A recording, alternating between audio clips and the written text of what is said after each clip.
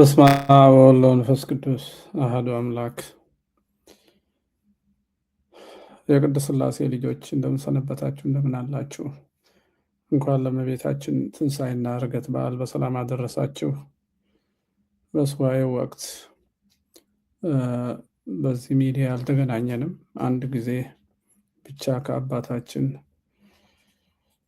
ከመላከ ብርሃናት ቀሲስ አስተርአየ ጽጌ ጋር ስለ በዓሉ ስለዚህ ስለ ሱባኤው ለመነጋገር ተገናኝተን ነበር። ከዛ ውጭ አልተገናኘንም። በእርግጥ ከእሳቸው ጋር ቀጠሮ ይዤላችሁ ነበረ። ሱባኤው ስላልተመቸ ነው የተውነው።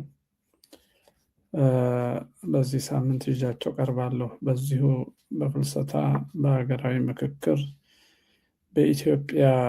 ኢትዮጵያን ያስተሳሰሩ እሴቶች፣ ነባር እሴቶችና ዘመናዊው ሰው አበጃለሁ ብሎ ያጠፋውን በሚመለከት ራሳችንን እንድናይ ያዘጋጁት አንድ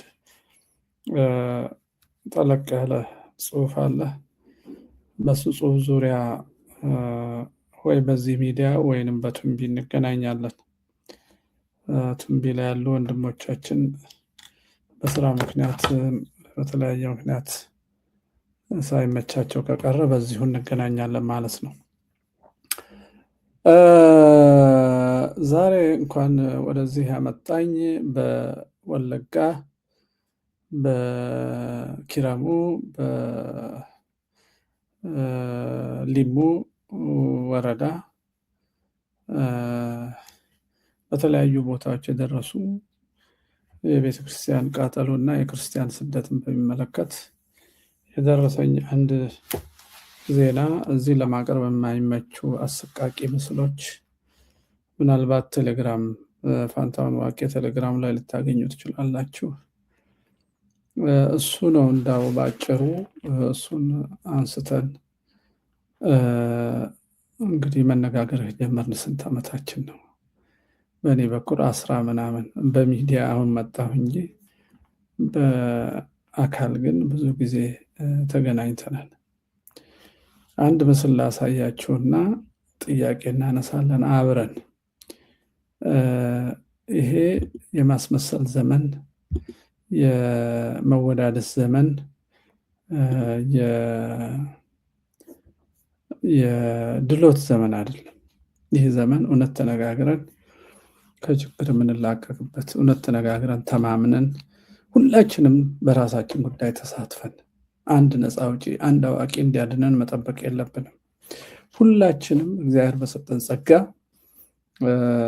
እርስ በርሳችን ተነጋግረን ማድረግ የምንችለውን አድርገን መናገር የምንችለው ተናግረን መዋጋት የምንችለው ተዋግተን ማምረት የምንችለው አምርተን ለዓለም መጮህ የምንችለው ለዓለም ጮኸን መምከር የምንችለው መክረን መጸለይ የምንችለው ጸልየን። ጸሎት ብቻውን ግን ያለ ስራ ዋጋ እንደሌለው መታወቅ አለበት። በጸሎትና በሱባኤ ስም የሚደበቁ ብዙ ራስ ወዳዶች ስላሉ በሌሎች ሰማዕትነትና መስዋዕትነት ስደትና ለቅሶ የደላ ኑሮ ለመኖር የሚፈልጉ ብዙዎች ስላሉ ማለት ነው። ዞሮ ዞሮ ከዚህ እንጀምርና ዜናውን ነግራችኋለሁ። ይሄ የምታዩት ምስል አንድ ካህን በገዳ ኮማንዶ በተባለ በአብይ አህመድ የሚታዘዝ በሽመልስ አብዲሳ መዋቅር የሚተገበር ስራ ነው። ይሄ ካህን ነው። ይሄ ካህን በምስራቅ ወለጋ ዞን ጊዳ አያና ወረዳ አንዶዴ ድቼ ቀበሌ የአንዶዴ የቅድስት ሥላሴ ቤተክርስቲያን አስተዳዳሪ ቄስ አባሆይ ታደሰ ይባላሉ። እንደዚህ አድርገው የሽመልስ አብዲሳ ሰራዊት ልብስ አስወልቀው ያሰቃዩአቸው ነው። ጫካ ውስጥ ይግደሏቸው ይማሯቸው ዜና የለንም።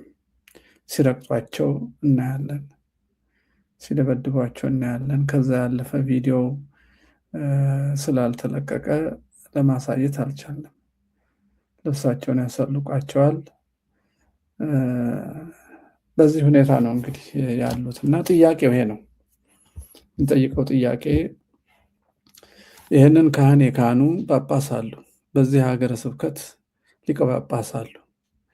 ጳጳሳቱ አለቃ የሆነ ጳጳሳቱን በየዓመቱ 2 ጊዜ የሚሰበስቡ እና የቤተክርስቲያን ጉዳይ የሚመክሩ ፓትርያርክ አሉ። ፓትርያርኩን የሚመክሩ ሊቃውንት አሉ። እነዚህ ሊቃውንት ሁሉ ባለፉት 5 ዓመታት በቀጥታ ሲኖዶሱ ሊያነሳቸው የሚገቡ ከሰው ልጆች፣ ከቤተክርስቲያን፣ ከካህናት፣ ከትምህርት፣ ከታሪክ ጋር የተገናኙ ጉዳዮችን አንስታችሁ መፍትሄ ስጡ ተብለው ተለምነው ሊሰሙ አልቻሉም። አሁን ደግሞ እንደዚህ እልቂት እየተፈጸመ ነው። እልቂቱ ወጥተው አይናገሩም። አይታችሁ እንደሆነ ይህን እልቂት ይዘው የምክክር ኮሚሽን ውስጥ እንኳን አጀንዳ የውሸትም ቢሆን እንኳን እንደ ፖለቲከኞቹ ነገሩን ቻሌንጅ ለማድረግ እንኳን አጀንዳ አላደረጉትም እና ጥያቄው ይሄ ነው። ፓትርያርኩ የት አሉ? የዚህ ሀገረ ስብከት ሊቀ ጳጳስ የት አለ? ሲኖዶሱ የት አለ? ስራቸው ምንድን ነው የሚለውን ጥያቄ እንጠይቃለን። ያለበለዚያ ምንድን ናቸው? እረኛ ናቸው ወይስ ዝም ብለው እንደ ምስል ወይንም እንደ ትርጉም እንደሌለው ሲምቦል የእውነተኛዋ ቤተ ክርስቲያን አካል ሳይሆኑ ማስታወሻ ናቸው ነው? የህይወቷ አካል ናቸው። የህይወቷ አካል ከሆኑ ይህ ካህን፣ ይህ ያጠመቀን፣ ይህ የሚያቆርበን፣ ይህ ቃል እግዚአብሔር የሚነግረን እያረሰም እየቀደሰም የሚኖረው ካህን እና የገጠር ቤተክርስቲያን አስተዳዳሪ በሽመልስ አብዲሳ ሰራዊት በአብይ አህመድ ትእዛዝ እንዲህ ሲሰቃይ፣ ሌሎች ሲገደሉ፣ ቤተክርስቲያናቸው ሲቃጠል ምንድን ነው የሚሰሩት? ይህን ጥያቄ ሁላችን የምንጠይቅ። ወደ ሌላ ዜና ወስዳችኋለሁ። ወደ ሌላ ዜና ስወስዳችሁ ደግሞ የምክክር ኮሚሽኑን የሚመለከት ነው። ሌላው ዜና በዚህ ምክክር ኮሚሽን ላይ በጣም የሚገርም አንድ ንግግር ዛሬ በቀድሞ የኬንያ ፕሬዚዳንት ኡሁሩ የጆሞ ኬንያታ ልጅ ኡሁሩ ኬንያታ አንድ ንግግር ተደርጓል። ይሄ ንግግር እዚህ ላይ አቅርቤው ጊዜ አላጠፋም። ይሄ ንግግር በጣም አስገርሞኛል። እኔ ያስገረመኝ ንግግሩ ብቻ አይደለም፣ ንግግሩን እየሰሙ የሚያጨበጭቡና የሚስቁ ሰዎች ምስላቸው ይታይ ስለነበረ እናንተ ማየት ትችላላችሁ። በጣም አስገራሚ የሆነ ምስል ነው የሚያሳየው።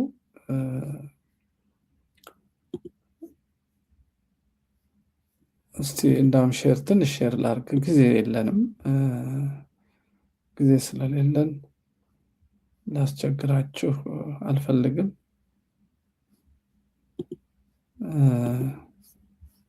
ስክሪን ሼር ላድርግና እስቲ ቪዲዮን እንዲሁ ቅንጫቢውን እንድታዩት፣ ሙሉውን ግን ስሙት። እንግሊዝኛ የምትሰሙ ሰዎች ሙሉውን ስሙት። ኡሁሩ ኬንያታ ባጭሩ ስለ that chains could be broken and that dignity could be defended. ይህን ንግግር ላሳያችሁ ሳይሆን የሚያጨበጭቡ ሰዎችን ላሳያችሁ ነው። እዚህ ጋር የኢትዮጵያ ፕሬዚዳንት የነበሩት አቶ ተሾመ አሉ። እዚህ ጋር አስቀስላሴ ናቸው አሉ። ስትቀጥሉ ሽመልስ አብዲሳ አለ፣ ይስቃልም። ከፊት ለፊት ደግሞ የኢጋድ የተባለው ሻሸመኔ ሲያሸብር የነበረው እና ጠቅላይ ሚኒስትር ለመሆኑ ሞክሮ አሜሪካኖችን ስለማመጥ የነበረው ማን ነው? የፖሊስ ኮሚሽነር መሆኑ የነበረው ሰውዬ አለ። ሌሎቹ የኦፒዲዎች አሉ፣ ያጨበጭባሉ። ኡሁሩ ኬንያታ እያለ ያለው እቺ ታሪካዊ አገር ይላል። እቺ ታሪካዊ አገር ብሎ ከዛላ አንበሳ እስከ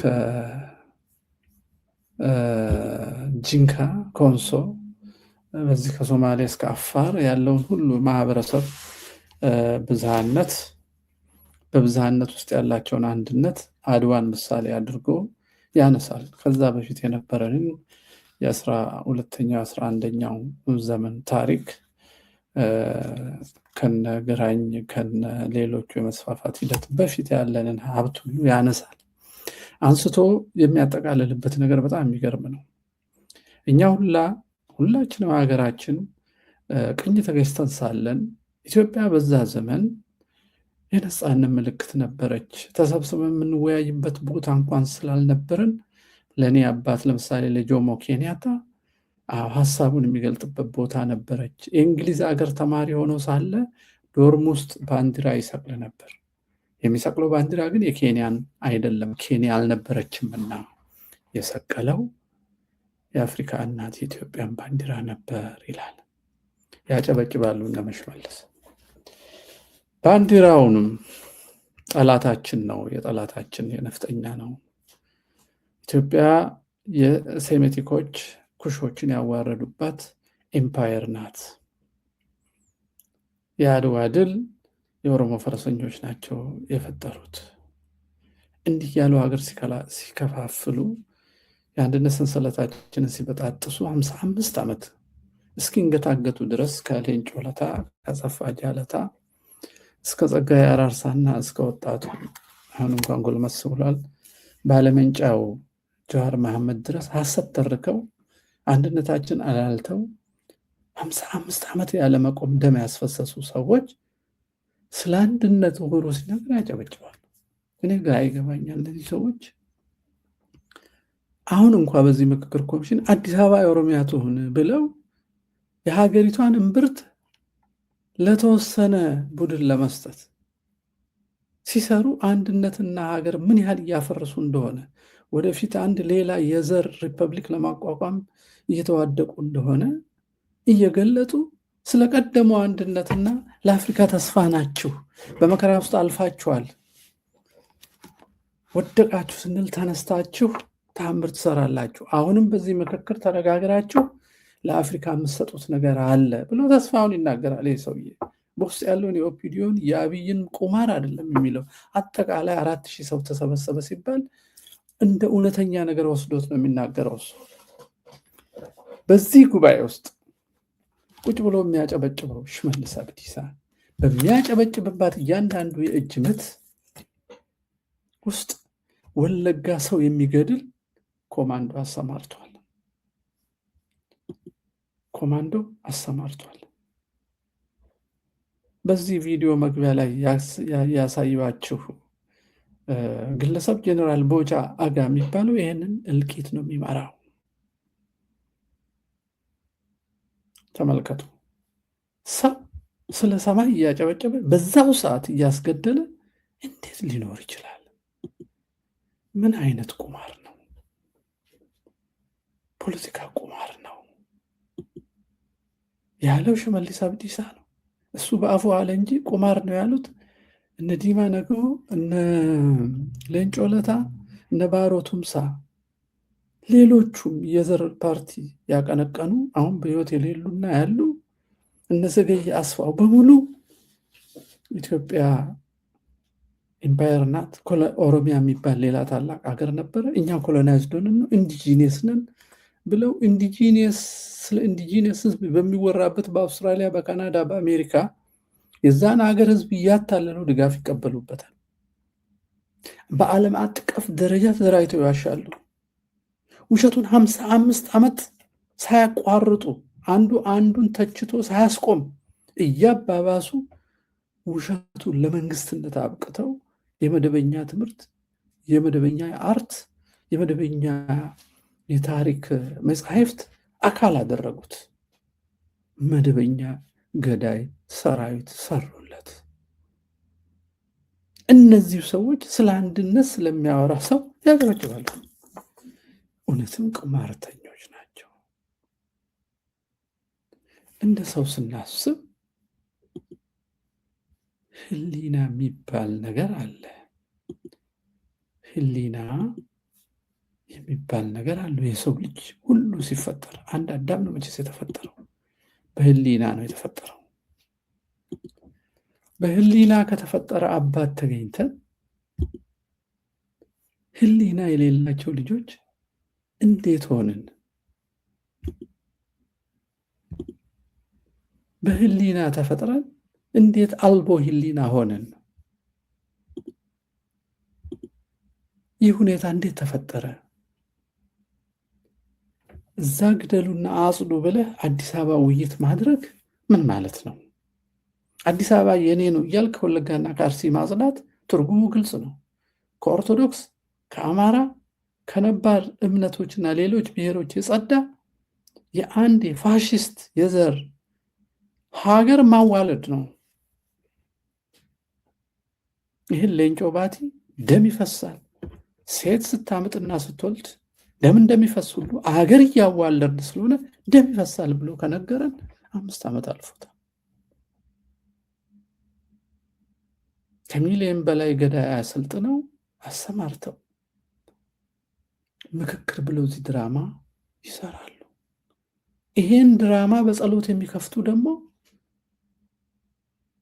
እናንተ የእግዚአብሔር አይኖች ናቸው ተብሎ እኛም ማናየው ማየት የሚችሉ መጻሕፍት የተማሩ ትርጓሜውን ያጠናቀቁ ዓለምን ዞሮ ያዩ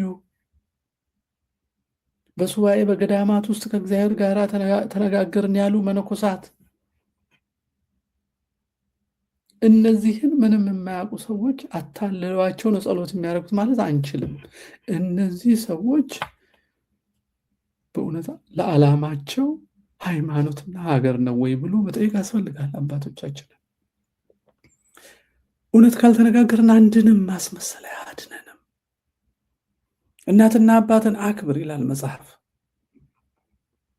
በስጋ የወለዱንን ካከበርን በመንፈስ የሚወልዱትን ማክበር የበለጠ ታላቅ በረከት ነው።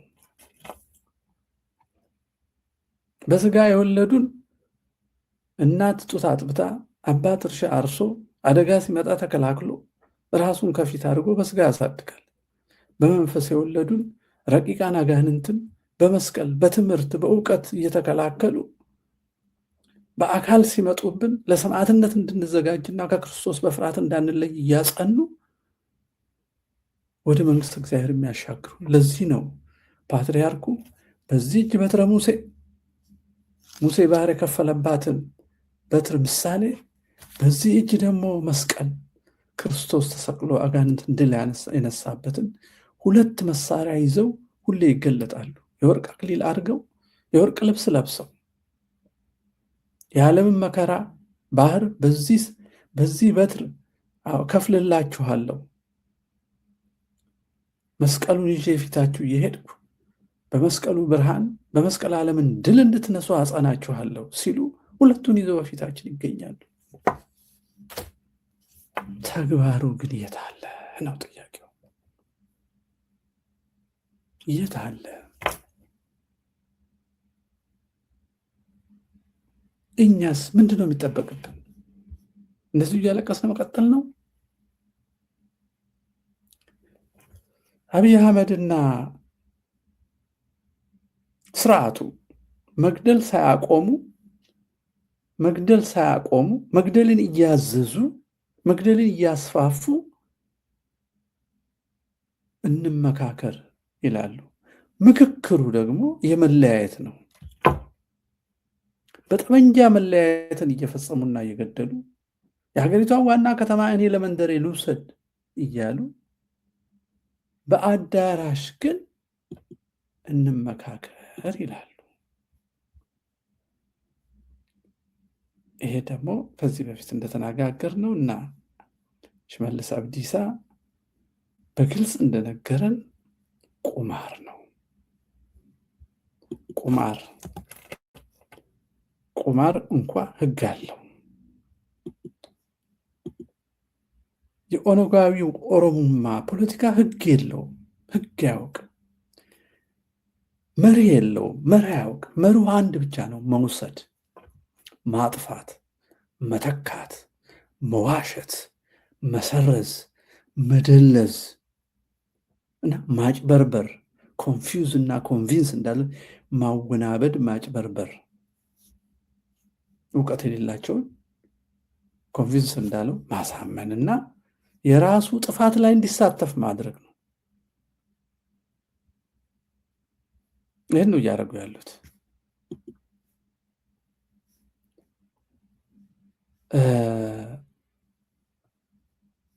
የግድ አያናውን እስቲ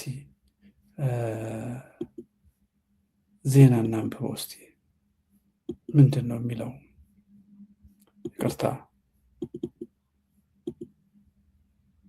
ካርታው በደንብ ላይ ይታያችሁ ይችላል።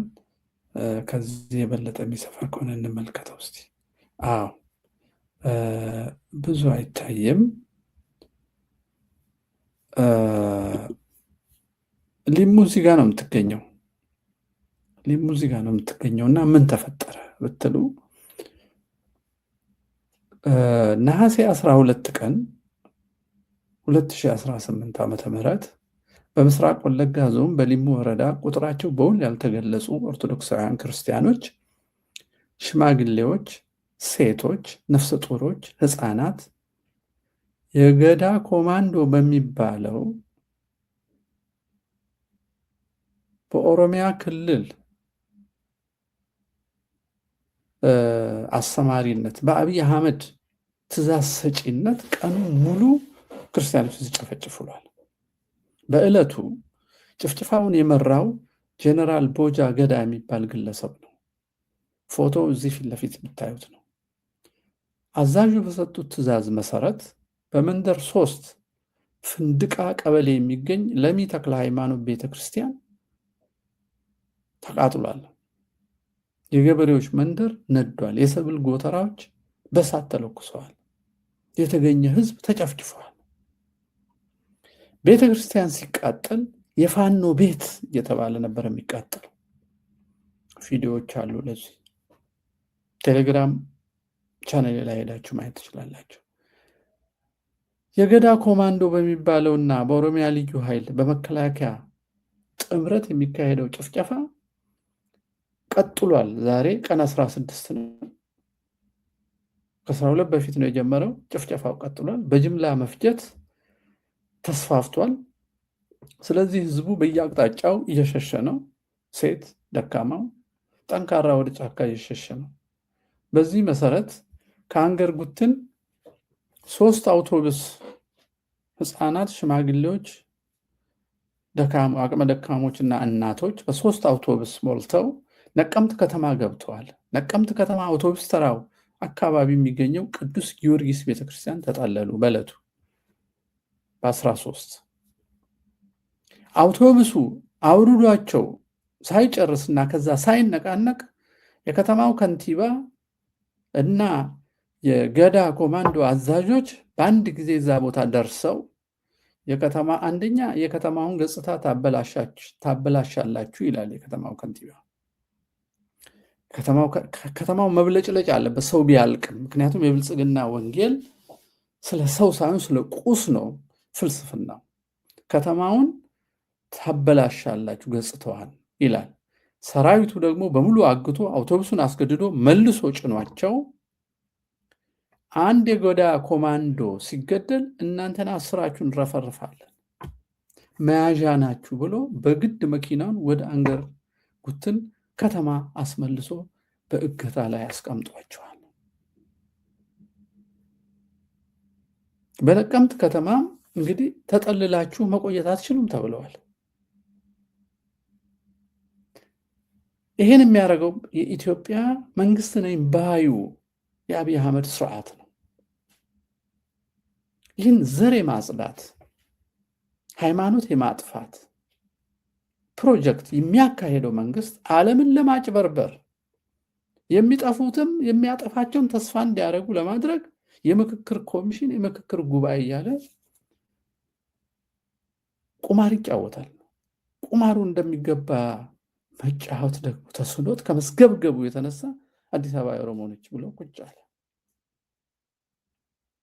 ተመልከቱ። የሀገሪቷ ዋና ከተማ ስንት ታሪክ ከበራራ ጀምሮ ንጉስ ዳዊት ከዛም በኋላ ብዙ የተለያዩ ህዝቦች ከደቡብ ጫፍ እስከ ሰሜን ጫፍ የተቀላቀሉባትንና በድካማቸውና በላባቸው ያቆሟትን ከተማ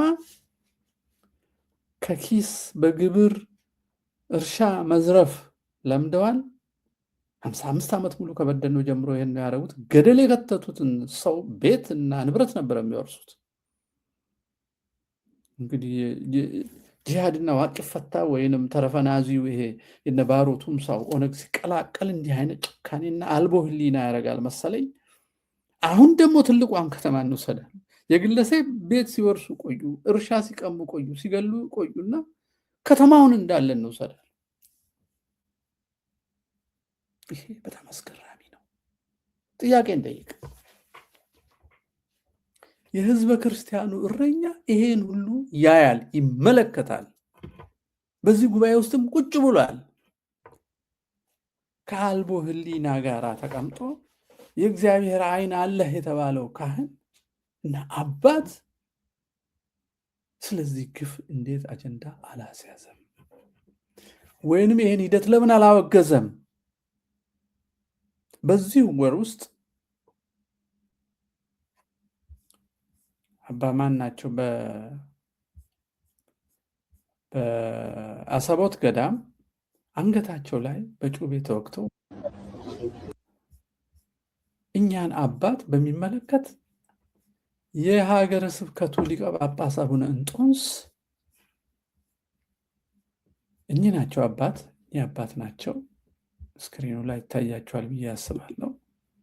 አንገታቸው የታረደው በጩቤ የተወጋው እኚህ አባት ናቸው። አባ ተክለ ዮሐንስ ይባላሉ። ጭንቅላታቸውም ተመቷል። ፊታቸው መላ አካላቸው በጽኑ ተደብድቧል። ሐኪም ቤት ገብተው ነበረ በወቅቱ። ይሙቱ ይኖሩ መረጃ የለኝም። አሁን እንግዲህ ህወሓትና ኦነግ የሚባሉ ሁለት የኢትዮጵያ ካንሰሮች ከ55 ዓመት በፊት የጀመሩትን ሀገር የማፍረስ እና የተላላኪነት ተግባራቸውን በጥምረት አካሄደው የኢትዮጵያን ቤተ መንግስት በተቆጣጠሩት በ1983 ሀገሪቷን በዘር በቋንቋ ከፋፈሏት። በተለይ አማራና ኦርቶዶክስ የሚባለው ማህበረሰብ ኢላማ ያደረገ የክልል አከላለል በመፍጠር በህዝቦች መሃል አንድነት እንዲጠፋ ስራ ሰርተዋል። በዚያን ጊዜ ኦርቶዶክስን ኢላማ በማድረጋቸው ከዛ ጊዜ ጀምሮ ያለማቋረጥ 38 ዓመት ሙሉ ኦርቶዶክስና አማራ ይገደላል። 38 ዓመት ሙሉ እረኞቹ ቁጭ ብለው ይህ ነገር ስርዓታዊና መዋቅራዊ ነው ብለው ለዓለምም አልተናገሩም፣ አውግዘውም አልተሰደዱም። ቢሰደዱ ለኑሯቸው፣ ቢሰደዱ ለምቾታቸው፣ ቢሰደዱ የፖለቲካ ተልእኮ ተቀብለው በሰደዱበት ምዕመናንን ማስመረር፣ ቤተ መቅደስን ተካፍሎ እስከ መቀደስ ድረስ ክርስቶስ በደሙ አንድ ያደረገውን ማህበረ ክርስቲያን እስከ መካፈል ደረሱ። አሁን እነሱ ኖርንበት የሚሉት ገዳም፣ መነኮስንበት የሚሉት ገዳም በነፍሰ ገዳዮች ሲወረር አንዳቸውም የሉ። ስለዚህ ፓትርያርኩ የት አሉ? ፓትርያርኩ የሚሰበስባቸው ጳጳሳት የት አሉ? ጳጳሳቱን የሚያማክሩ ሊቃውንት የት አሉ? እስከ መቼ ነው እልቂታችን፣ ስደታችን፣ ጥፋታችን ሲቀጥል እረኛንን የሚሉ ሰዎች በዝምታ የሚመለከቱት? በዚህ በፍልሰታ የእመቤታችን የቅድስት ድንግል ማርያምን ፍልሰት መልሶ ጌታ አምጥቶ እንደሰጣቸው፣ እንደቀበሯት፣ እንደተነሳች፣ እንዳረገች እነዚህን ሁሉ የምንዘከርበት፣ ይህን ሁሉ የምናይበት፣ የዚህ ምስጢር ሁሉ የምንገነዘብበት የሱባኤ ወቅት ነው። በዚህ ሱባኤ ወቅት የምንማራቸው ነገሮች አሉ። ኦርቶዶክሳዊ ሃይማኖት ታሪክ አይደለም፣ ታሪክ አይደለም። ስለ እመቤታችን እረፍትና ትንሣኤና እርገት ስንነጋገር የምንነጋገረው ስለ ሰው ነው። ስለ ሰው ልጅ ክብር ነው የምናወራው። እሷን ያከበራት እግዚአብሔር ነው። ለምን አከበራት? እኛን ሊያከብረን፣ የወደቅነውን ሊያነሳን፣ አንድ ንጽሕት ቢያገኝ እሷን ምክንያት አድርጎ ሁላችንም በደሙ ሊያነጻን የማይሞት አምላክ ወልዳ ሞትን ድል ነስቶ ለሁላችንም ሞት ድል ነስቶልን ይሄኛው የሥጋ ሞት መሸጋገሪያ ሆኖ ዳግም እንዳንሞቱ አድርጎ ሊያስነሳን አምላካችን እሷ መሳሪያ አደረገ። የዚች የሞት መድኃኒትን የወለደች እናት ሞተች ሲባል ድንቅ ነው። የማይሞት አምላክን ጸንሳ ነበርና ግን ሰውነችና ያን አዳም ፍርድ እረፍት አርፋ በአዲስ ትንሣኤ ዘጉባኤን ሳትጠብቅ በልጇ ቀኝ እንድትቀመጥ ተደረገች። ሞቷን ስናደንቅ፣ መሰወሯ ሲናፍቀን፣ ትንሣኤዋን ስናደንቅ፣ መነሳታችንን እያሰብን ሐዋርያት የጾሙትን ጾም እንጾማለን። ታሪክ ስላልሆነ በዚህ ሰዓት በሰው እጅ የሚጨፈጨፉትን፣ በዚህ ሰዓት የሚገደሉትን፣ በዚህ ሰዓት የሚፈናቀሉትን፣ በዚህ ሰዓት ከክርስትና ተገደው እንዲወጡ መስቀላቸው እንዲበጥሱ የሚደረጉትን የማያስብ ሰዓታት፣ የማያስብ ቅዳሴ፣ የማያስብ ዝማሬ፣ የማያስብ መዝሙር፣ የማያስብ በዓል ለኦርቶዶክሳዊት ሃይማኖት ባዕድ ነው።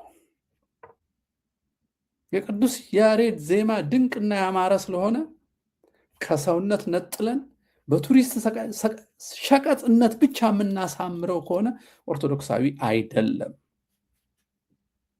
ምክንያቱም ኦርቶዶክስ ታሪክ አይደለም፣ የነበረ ዛሬም የሚኖር ነገም የሚመጣ ነው። እኛ ዛሬንም ነገንም ትተን ትላንትን ብቻ የምናወራ ሆነናል። ሕያው የክርስቶስ አካል በጥምቀት አንድ የሆን ነው።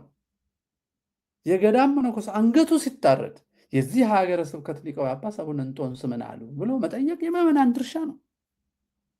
ደንዝዞ እልል ሲሉ ማጨብጨብ ብቻ አይደለም። ስሎ በየሜዳው ተሰብስቦ ሻማ ማብራት አያድንም።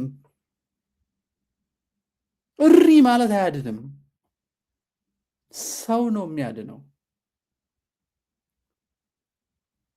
ክርስቶስ ሰው ነው የሆነው። ክርስቶስ መዝሙር አልሆነም። ክርስቶስ በዓል አልሆነም። ክርስቶስ ድምቀት ብቻ አልሆነም። ክርስቶስ ሰው ነው የሆነው። ክርስቶስ ብርሃነ መለኮቱን በደብረ ታቦር ገለጠ ስንል እኮ እንደዛ እንበራ የነበረ ከውድቀት በፊት የጨርቅ ልብስ አያስፈልገን የነበረኛ አዳማውያን እንዲህ ነበራችሁ ነው። ሁለተኛው አዳም ወደዛ ሊመልሰን ያሳየን ምልክት ነው።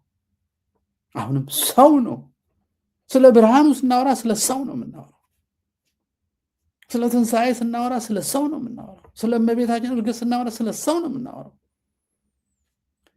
ይህ አምላክ ሲሆነለት ሰው እንደ እንስሳ እየታደነ ሲገደል፣ ከዚህ አምላክ እንዲለይ በግዴታ ከእምነቱ ሲወጣ፣ ሀገርና ርስት ሲነጠቅ፣ እረኞች ነን ብለው በአንድ እጃቸው መስቀል በአንድ እጃቸው በትረ ሙሴ የያዙ ሰዎች የት አለ በትራቸውን ያነሱበት? የሙሴ በትር እኮ የፈርዖንን የጥንቆላ ጠንቋዮች ያመጡትን እባብ ውጣቸዋለች። የት አለ እባቡን የዋጡልን ያጠፉልን? የሙሴ በትር እኮ ባህረ ኤርትራን ከፍላለች። የት አለ የዘር ፖለቲካ ማዕበል ያመጣብንም ባህር ለመክፈል ሲንቀሳቀሱ? የት አለ? የት ነው ያሉት? ይህን ጥያቄ ነው መጠየቅ ያለብን። የእመቤታችንን ሱባኤ የተሳተፍን ሁላችን ይህን ጥያቄ መጠየቅ ህሊና ግዴታ አለብን። ዝም ማለት የለብንም። በአቅማችን ነው እግዚአብሔር የሚጠይቀን። እግዚአብሔር ያልሰጠንን አይጠይቀንም። የካህንን ገላ እርቃን ጫካ ውስጥ እንዲያስወልቀው መስቀሉን አስበጥሰው በርቅጫ እየመቱ የሚያይ ሊቀ ጳጳስ ምንድን ነው የሚሰራው? ተመልከቱኝን አባት ቪዲዮ ተቆርጦ ነው። ይረግጧቸዋል፣ ገለዋቸውም ሊሆን ይችላል፣ አናቅም። ከዛ በኋላ ያለውን ልብ በሉ።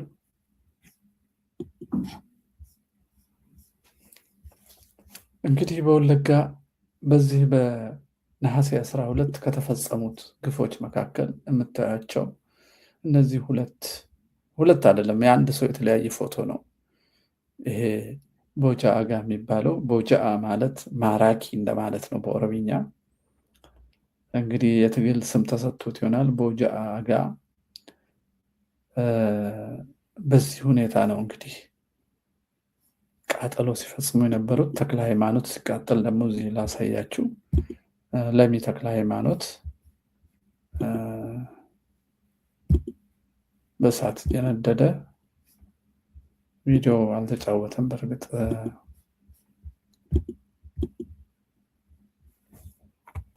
ሌላ ቦታ አሳያችኋለሁ።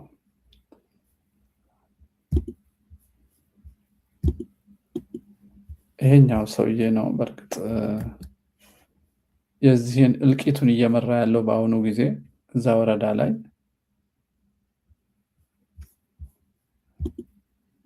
ይህ ሰውዬ ነው። እነዚህ ተፈናቅለው የሚሸሹ ናቸው። ይህ ሰውዬ ነው። ንግግር ያደርጋል። በጣም የሚገርማችሁ እናጠፋለን ነው የሚለው። እንትን ላይ ማየት ትችላላችሁ፣ ቴሌግራሙ ላይ። ቦታው ሊሙ ወረዳ የተባለው ይሄ እልቂቱ እየተፈጸመበት ያለው እዚህ በቀይ ክብ ያደረኩበት ነው። ጊዳ ኪረሙም እዚሁ አጠገብ ነው። አንገርጉቲንም እዚህ አካባቢ ነው። እነዚህ ክርስቲያኖች በብዛት ያሉበት፣ እነሱን እንግዲህ ለማጽዳት የተላከ ሰራዊት ነው ማለት ነው። ቲክቶክ ላይ ያላችሁት ከይቅርታ ጋር ወደ ዩቲዩብ ካልሄዳችሁ በስተቀር እነዚህ ምስሎች ማየት አትችሉም። እንዴት እንደሚገናኝ ስለማላውቅ ማለት ነው።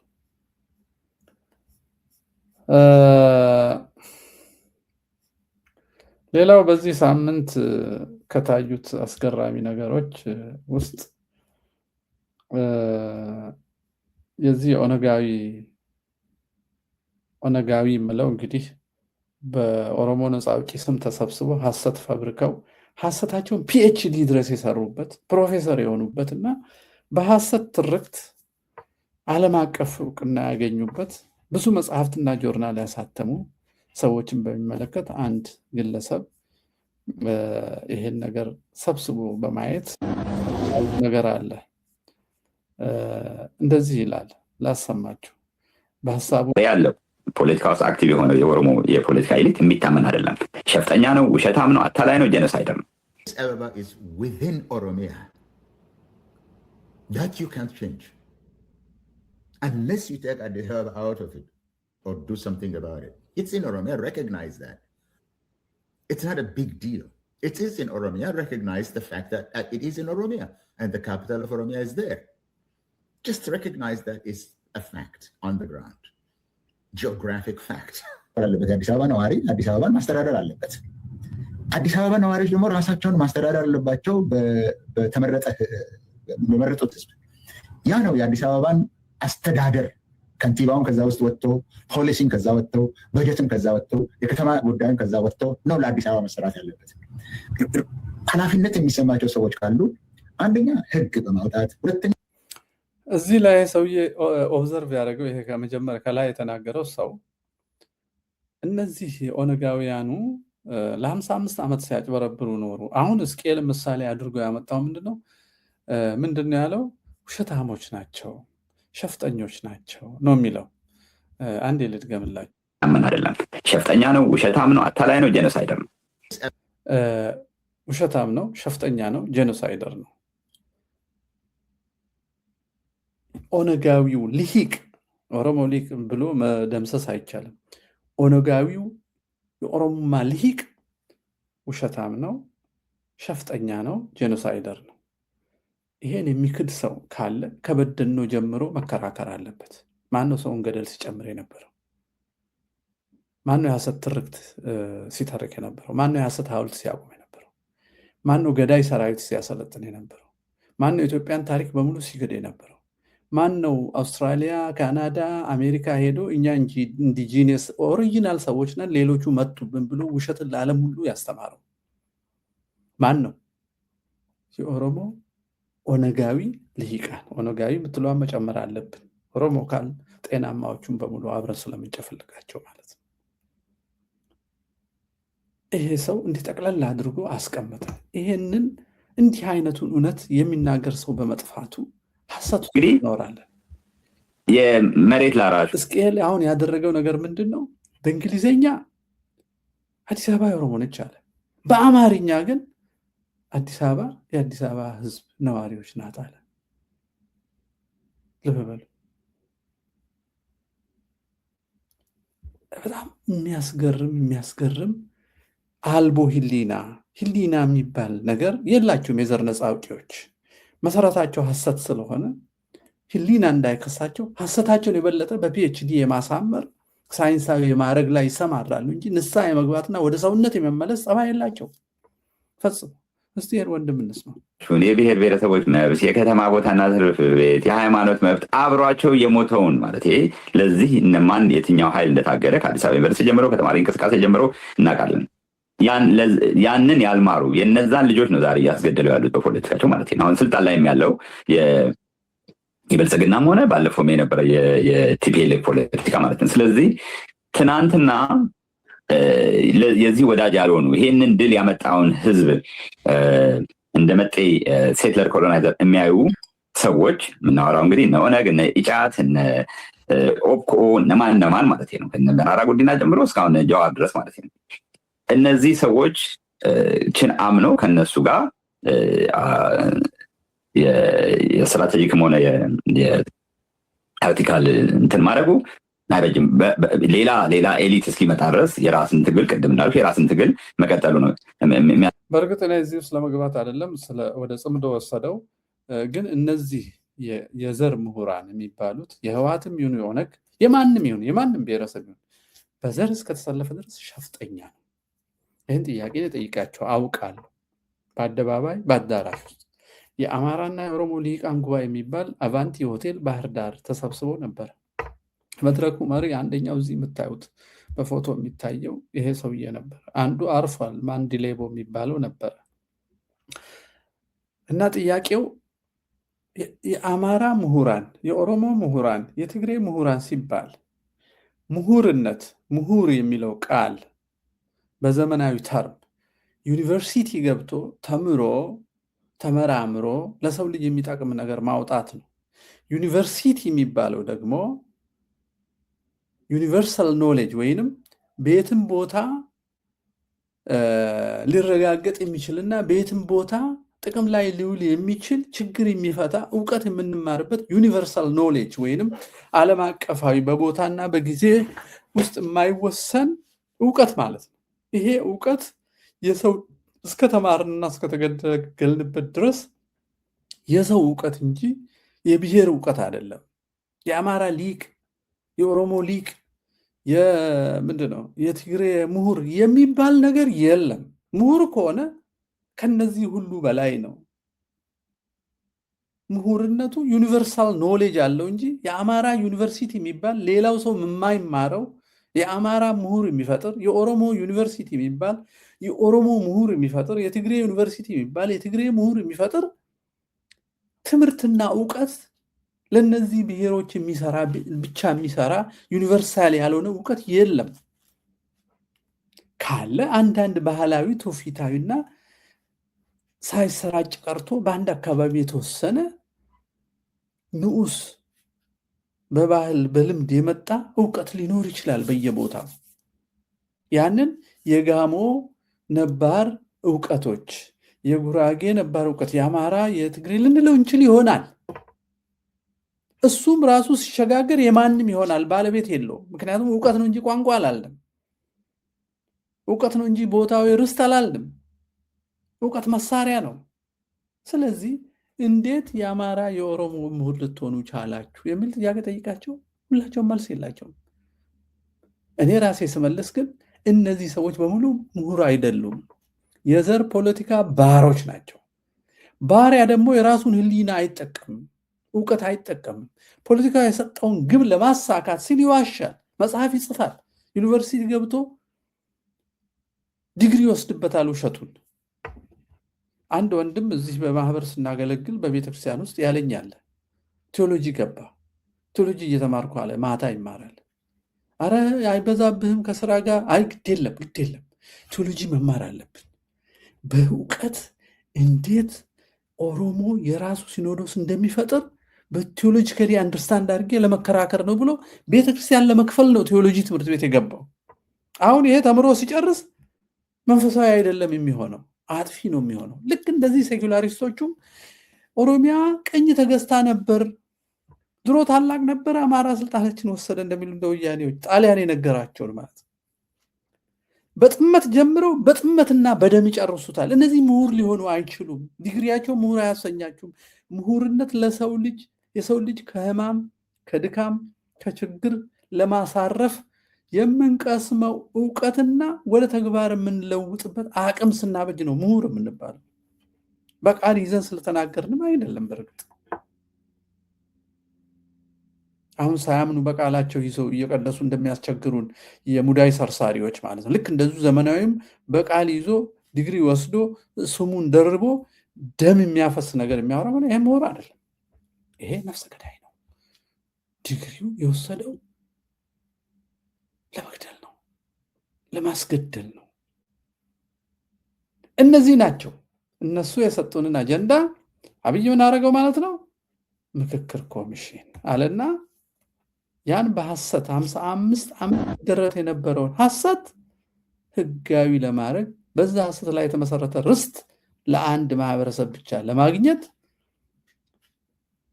ጉባኤ ያደረገ አዲስ አበባ። ኢን ዘ ሚን ታይም ግን እንደዚህ ያቃጥላል፣ ይገላል፣ የራሱን አስገዳይ ጀነራል ይመድባል። ቁማሩ እውነትም ቁማርና ሸፍጥ ነው። ቅድም የተናገረው ሰውዬ ከኔ ጋር ይስማማል። ስለዚህ እኔም እሱን ያልኩት ምንድነው የኦሮሞ ልሂቃን የሚለውን አስተካክለህ ኦነጋውያን ልሂቃን ብትለው ያምራል። የእነዚህ ሰዎች መለያቸው አንደኛ ሐሰተኛ ናቸው፣ ሁለተኛ ስግብግብ ናቸው፣ የእነሱ ያልሆነው መወሰድ ይፈልጋሉ፣ ሶስተኛ ከሃዲዎች ናቸው፣ ሀገራቸውና ታሪካቸውን ይክዳሉ፣ አራተኛ ጨፍጫፊዎች ናቸው፣ ሰው ቀስቅሰው እርስ በርሱ እንዲጠፋፋ ያደርጋሉ፣ አምስተኛ ሸቃጭ ናቸው፣ ታሪክ ሸቅጣሉ፣ ታሪክ አበላሽተው በሐሰት ይጽፋሉ፣ ወይንም የኢትዮጵያ ጠላቶች ጽፈው ያስቀመጡትን ዋሃቢ እየፈለጉ በምርጫ እየጠቀሱ መርጠው እየጠቀሱ ለሐሰታቸው ዋሃቢ ያደርጉታል። ስድስተኛ ሁሉ የኔ ነው ባይ ናቸው። አራተኛ አልቦ ህሊና ስለሆኑ ያን ግባቸው እንደ ጣዖት የሚያመልኩ ጣዖት አምላኪዎች ናቸው። ለዛ ይገላሉ፣ ለዛ ያስገድላሉ። የመጨረሻ አይን አውጣ ዘራፊዎች ናቸው። እስቲ የነፃ አውጪዎች መሪዎችን ተመልከቷቸው። ሁሉም ዘራፊ ናቸው። ሁሉም ውጭ ሀገር ቤት ንብረት ሀብት አላቸው። ልጆቻቸው ውጭ ነው የሚማሩ። ሁሉም መሬት ዘርፈዋል።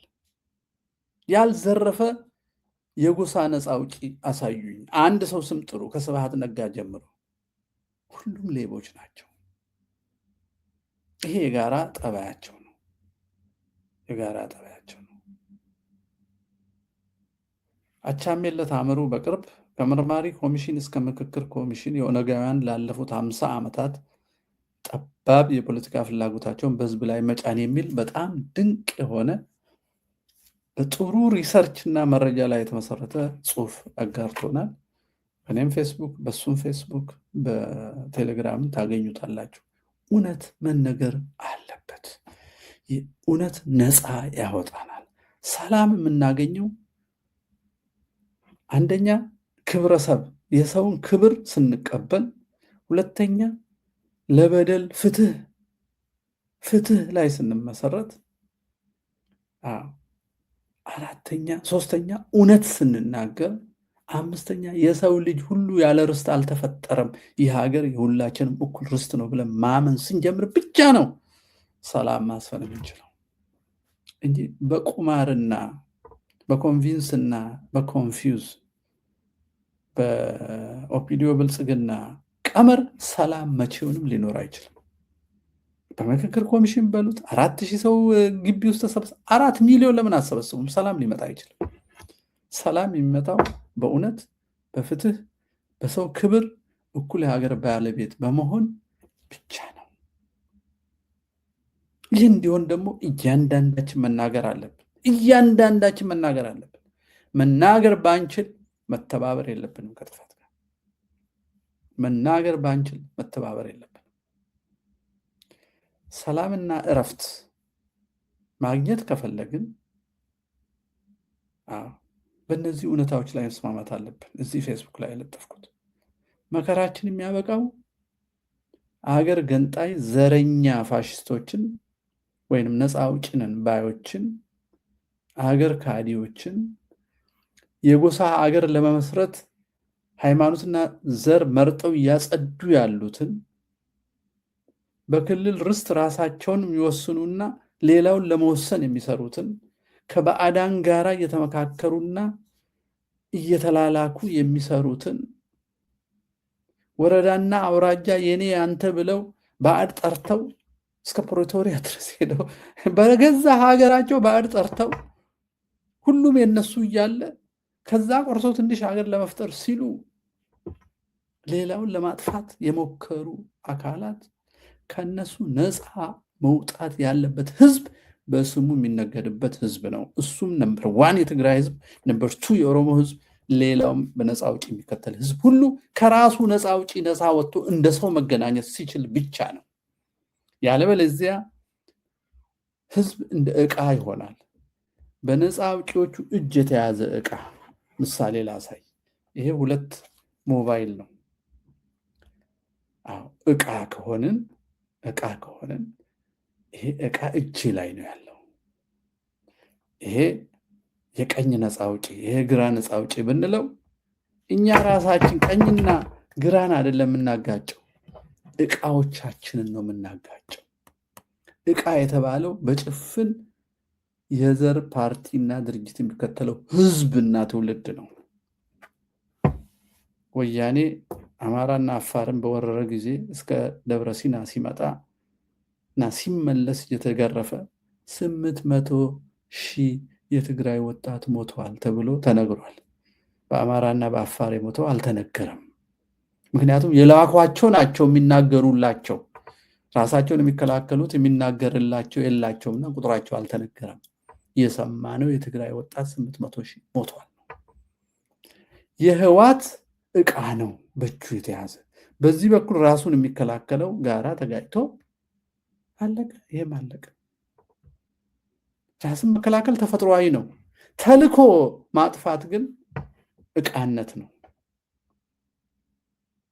ስለዚህ ሰላም ማግኘት ከፈለግን የማንም ብልጣብልጥ የማንም የዘር ድርጅት ዕቃ ከመሆን ራሳችንን ማቀብና በሰውነት መቆም ነው። መጀመሪያ በሰውነት ከቆመን በኋላ ችግራችንን እንፈታው እንደ ሰዎች ተነጋግረን እንጂ እንደ ቡድንና እንደ ዘር ተነጋግረን አይደለም። እንደዛ ከሆነ አሁን ያለንበት ሁኔታ ይፈጠራል። ስለዚህ የባንዳ ልጆች የፈጠሩትን ድርጅትና እንደ ጣዖት በሀገራዊ ባንዲራ እንኳን እንዳንስማማ በዛ ምትክ ጨርቅ እየፈጠረ እሱን እያለበሰ የሚያንጫጫችሁን ህዋትና ኦነግን ካልተዋችሁ ወጣቶች አጠቃላይ የኢትዮጵያ ህዝብ መከራ ናችሁ፣ ለራሳችሁ መከራ ናችሁ። ደግሞ ሐሰት አሸንፎ አያውቅም። ዋጋ ተከፍሉበታላችሁ። ለጊዜው ያሸነፋችሁ ሊመስራት ይችላል። ሁለተኛ፣ በሐሰትና በጥላቻ ትርክት ተጠርዘው መኖርን አትምረጡ። እውነትን ፈልጓት። በተለያየ ቋንቋ ትርጓሜ ስሙ። ዘራችሁን ብቻ አትስሙ። ከዛ እውነትን ስታገኙ እውነት የጋራ ናትና የሚያጣላ ነገር ይጠፋል። ህወሓትና ኦነጋዊ ብልጽግና፣ ይሄ ጽንፈኛ ዋህብያ፣ ይሄ ተረፈናዚው ኩሽ ሴም እያለ የሚተርከው እዛ አይሁድ እና አርያን ብሎ ሲተርክ ከነበረው የጀርመን ዘር ማጥፋት ትርክት ወስዶ እዚህ ኢትዮጵያ አምጥቶ ኩሽና ሴም ያደረገው ተረፈናዚዎቹ በዚህ በሚሽነሪ ትምህርት ቤትና በጸሎት ቤት የተፈለፈሉቱ ኦነግን የወለዱቱ ጃራ አባገዳን የፈጠሩቱ ጽንፈኞቹ ጂሃዲስቶች ከነዚህ ከክፉዎቹ ጋር ፊት ለፊት ከመጋፈት ውጭ ሰላም ማምጣት አይቻልም። አዲስ አበባ ተሰብስቦ ምክክር ነው። አዲስ አበባና ድሬዳዋ የፌዴራል ይሁን አይሁን እሱ አይደለም ችግራችን። ሁሉ ቦታ የሁላችንም ነው። እሱ አጀንዳ ወዶ አያውቅም። እናንተ የፈጠራችሁትን ሽብልቅ እሱን አጀንዳ አድርጋችሁ አመጣችሁ እንጂ የኛ ችግር ሰው ሆኖ መቆም ከለከላችሁን። አገርን ለመካፈል ስትሉ እንደ ሰው እንዳንነጋገር በቡድን እንድንነጋገር ታደርጉናላችሁ። በእውቀት እንዳንነጋገር ታነግሩናላችሁ። አዳዲስ ሪፐብሊክ ለመፍጠር ስትሉ። ስለዚህ ሰላም ማግኘት የምንችለው በእቃነት ተይዘን እርስ በርስ የያዙን አካላት እንዳያጋጩን በጭፍን ማንንም ላለመከተል በራሳችን ላይ ስንወስን ነው። ሰሞኑን ጽንፈኞቹ የኦነጋዊ ኦሮሞማ ሚዲያዎች በሚያሰራጩት ጥላቻ በለውና አጥፋው ወለጋ ራሱን ስለተከላከለ እሱ ቆጭቷቸው ራሱን ለምን ይከላከላል በሚል ክርስቲያኑና አማራው እልቂት አዘውበታል። ስለዚህ በየከተማውን ሰልፍ ተጀምሯል። በየዩኒቨርሲቲው ኦሮሞ ተገደለ። ሰው ተገደለ ግን አይሉም። ሰው ያቁማ። የሚያውቁት ኦሮሞ፣ አማራና ትግሬ ነው የሚያውቁት። ሰው ያቁም። አሁኑ አዲሱ የነፃ አውጪ ተከታዩ ሰው ያቅም። ሰው ሞተብኝ አይልም። ወይ አማራ ሞተ፣ ወይ ኦሮሞ ሞተ፣ ወይ ትግሬ ሞተ ነው የሚላችሁ። ለእያንዳንዱ ሰው ካልቆምን ለዘር ቆመን አንድንም። ፍትህን ልናሰፍን አንችልም። ፍትህን አናቅም። ይህን ነገር ታብታብ አድርጉት። ምክንያቱም እንትን እያለ ነው መሰለኝ፣ ሪፖርት እያደረጉ ነው መሰለኝ። ስለዚህ ሰው ሆነን ስንገኝ ሰላም ይመጣል። በዚህ መሃል ደግሞ የሚደንቀኝና በጣም የቆየ ከስንት ጊዜ በፊት ቪዲዮ የሰራውበት ነው። ይሄ ብዙ አባታችን ስማቸውን አልጥራው አባቶች መስቀል የያዙት ካህን፣ ሌላውን ካህን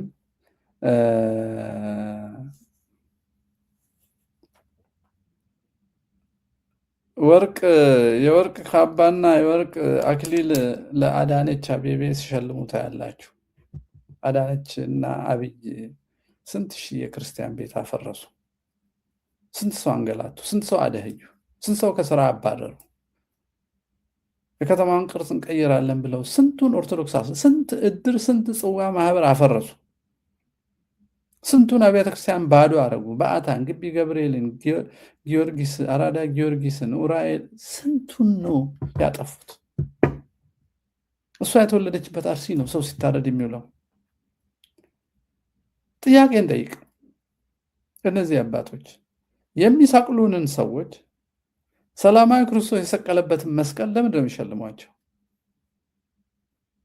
ዘር በማጥፋት ፕሮጀክታቸው እጅግ የሚኮሩ እነዚህን የክፋት ልዑካን ለምንድን ነው የሰላም ልዑክ የሆነ ጳጳስ ወይንም ካህን የሚሸልመው?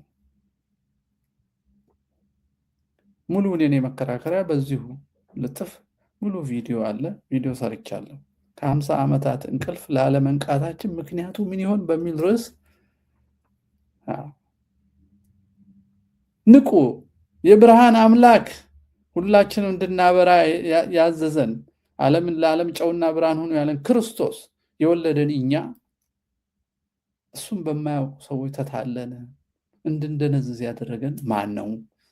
ቤተክርስቲያናችን ውስጥ ባዕድ የሆነ አስተምሮና ስብከት አለ የሚያደነዝዝ።